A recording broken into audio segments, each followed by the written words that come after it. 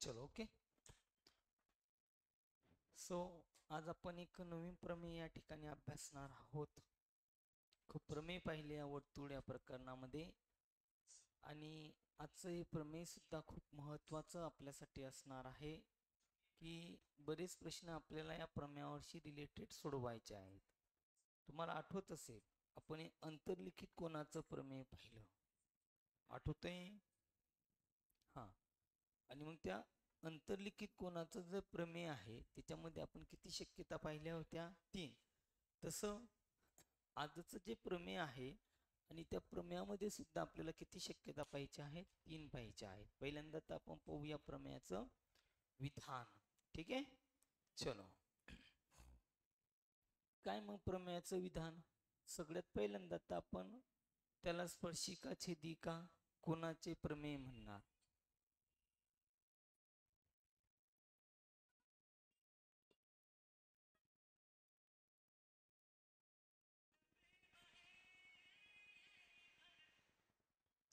स्पर्शिका छेदिका कोणाचे प्रमेय. विधान काय आता याच्यामध्ये पहा रे.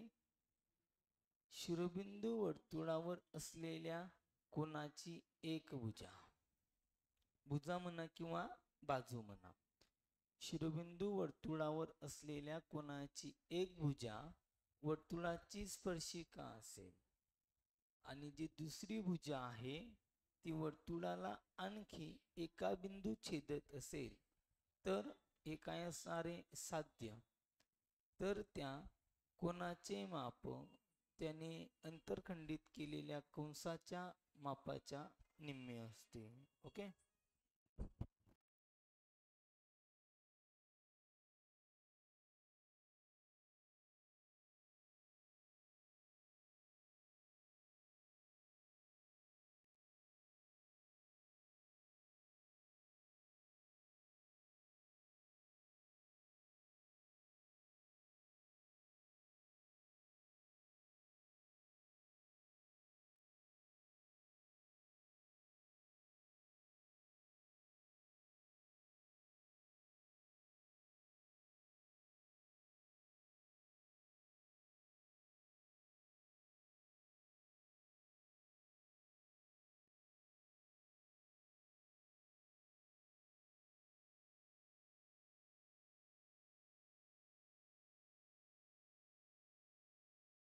काय म्हटलं त्याने?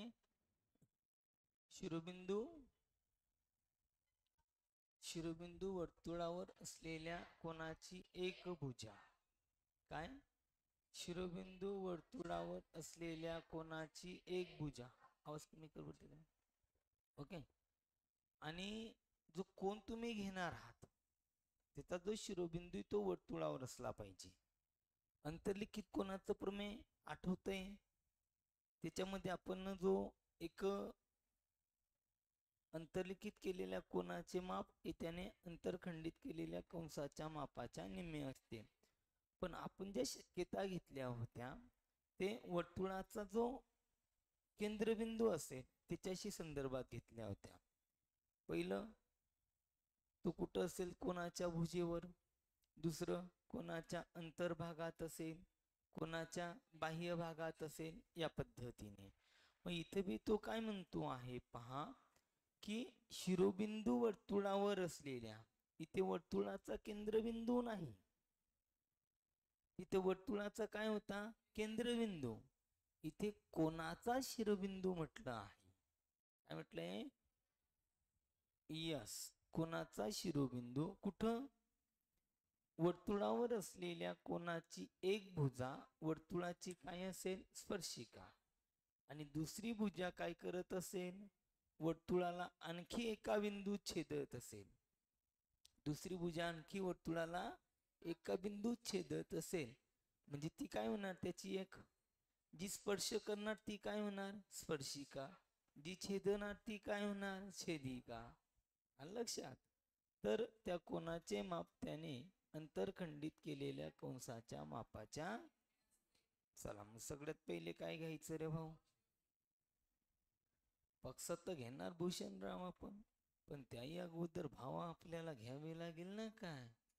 यस. त्याच्यानुसार तर जाणार आपण. चलो मग आता कोणाचा शिरोबिंदू कुठं आहे? कोणाच्या एका वासनं वर्तुळावर आहे, शिरोबिंदू वर्तुळावर असलेल्या. मग मी काय करतो, समजा इथं असा एक बिंदू घेऊन टाकतो, आकृतीच काढून घेऊ आपण. पहा बरोबर, या पद्धतीने तुम्ही कशी काढली तरी चालेल. काय म्हटलंय पहा आता, परत सांगतो. शिरोबिंदू वर्तुळावर असलेल्या, जर मी कोणाचं नाव समजा ABC घेत असेल, काय घेत असेल? ABC. त्याचा शिरोबिंदू कोणता असेल? B. शिकवला आपण. मधला जो बिंदू असेल त्याला घ्यायचा शिरोबिंदू. मग तो वर्तुळावर पाहिजे म्हणे, म्हणजे मी इथं B घेऊन टाकला. काय घेतला मी त्याला? B. बरोबर ना? मग वरचा बिंदू कुठं असणार आहे बघ. शिरोबिंदू वर्तुळावर असलेल्या कोणाची एक भुजा वर्तुळाची स्पर्शिका असेल. म्हणजे याचा अर्थ काय? स्पर्शिका जर आहे तर इथं नाव देऊन टाकतो C. काय नाव देतो? C. आता कोणता बिंदू राहिला? कोणता बिंदू राहिला आता? A बिंदू राहिला ना. मग A ला कुठं देणार तुम्ही? A ला वर्तुळा. कळलं?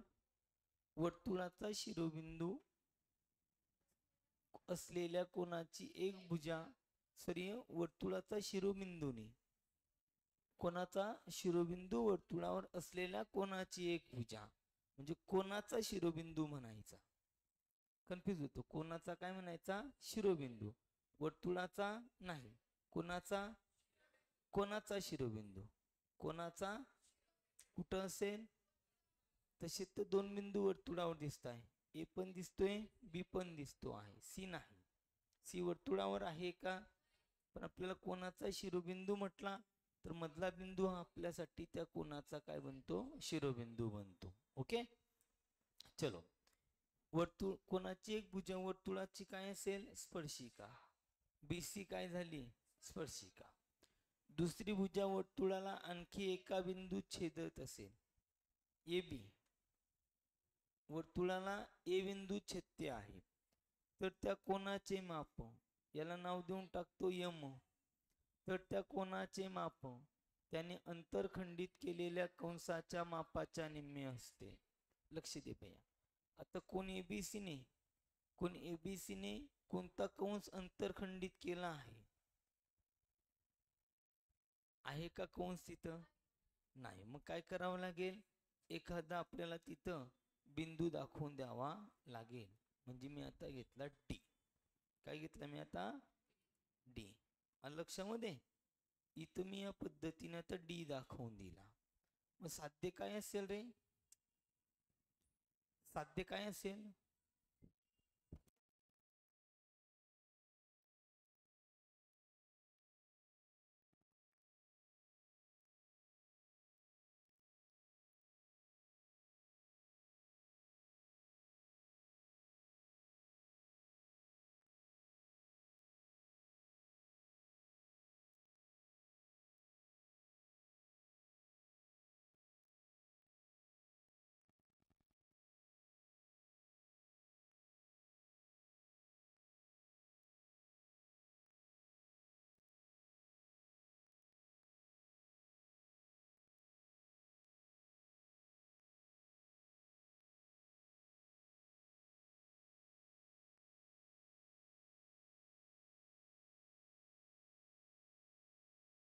ओके. मग आता हा तुमचा एक पद्धत झाली. दुसरं तुम्ही त्या ठिकाणी म्हणू शकतात की काय, आता हा जो शिरोबिंदू वर्तुळ केंद्र आहे, बरोबर, वर्तुळ केंद्र कोणतं आहे? M. मग आपण काय म्हणणार की काय, जो कोण ABC चा शिरोबिंदू B आहे तो कुठं आहे? आता वर्तुळावर. रेषा BC वर्तुळाची काय? स्पर्शिका. रेषा AB वर्तुळाला A बिंदूत छेदते आहे. कोण? ABC ने कंस ADB ला अंतरखंडित केले आहे. हे काय झालं? आपलं पक्ष. काय झालं? पक्ष. साध्य काय घेणार बरं तुम्ही मग? कोण एबीसी बरोबर 1/2 मापक कंस ए डी बी, म्हणजे जो तयार झालेला कोण आहे तो कोणताही एबीसी, तो काय असणार आहे, त्याने अंतरखंडित केलेल्या कंसाच्या मापाच्या निम्मे. मग मापकंस काय म्हणणार तुम्ही? ए डी बी. हे काय असणार आहे? साध्य. काही अडचण? समजलं? जाऊ मग. आता ही एक तुमची कन्सेप्ट झाली. आता दुसरी कन्सेप्ट काय असेल बरं?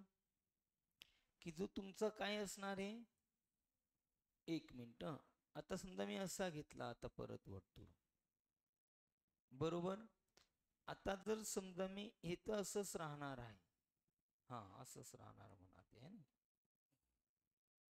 हा इथं वर्तुळाचा काय असणार तुमच्याकडे? केंद्रबिंदू. काय झाला? यम. यम आहे. रेषा काढून घेतो पहिले. आता ही अशी काय रेषा असेल तुमच्याकडे? बीसी असेल, बरोबर. मग मी काय केलं, समजा असा हा कोण काढला, आता दिसला. इथं नाव काय दिलं मी? समजा ए. याला नाव दिलं ए. सकाळी न बारे रे, त्यामुळे तू काम नाही करत आहे बापू. सकाळी हँग झाला आता.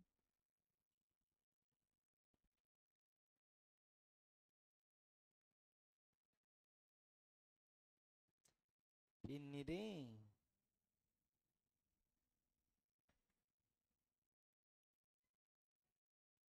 पेनाचा नाही प्रॉब्लेम आहे तो.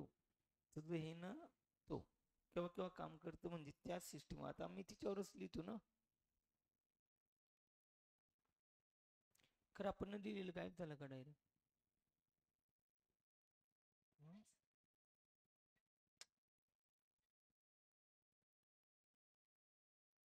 नाही ना.